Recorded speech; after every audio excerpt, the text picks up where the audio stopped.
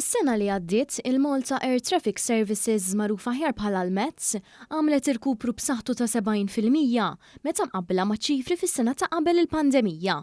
Waqt konferenza tal-aħbarijiet li mmarkat l-20 sena minn meta l-Gvern fetaħ din l-Aġenzija bit-tema Managing the Future of Our Skies, ġie spjegat kif din tipprovdi servizzi ta' traffiku tal-ajru għall-ajruplani li jtiru minn fuq il-Mediterran.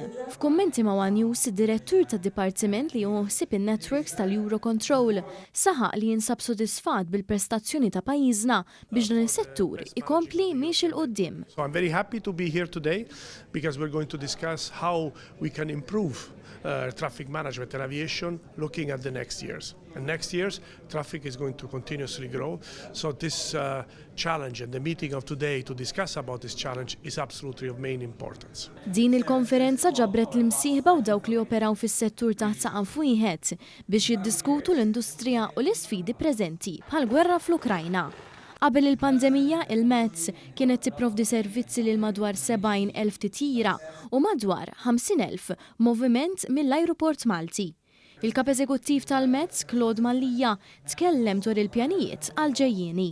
Iva, l-lum ħankun għadin niddiskutu biex bis l-20 sena li l-na naħdmu bħala kumpanija Mazzi ma ħankun għadin naraw kol xħanamlu fil-futur. Teknoloġiji ġodda, ambjenti ġodda, anke infrastruttura ġodda ħatkun ettejna biex nsaħħu dak l-operat tagħna qegħdin nagħmlu bħalissa. Il-konferenza kienet indirizzata mill-Ministru għat-Trasport u l-Infrastruttura Aron Farrugia li tkellem dwar soluzzjonijiet innovattivi ta' mobilità urbana fil-futur li jilqgħu għall-isfidi.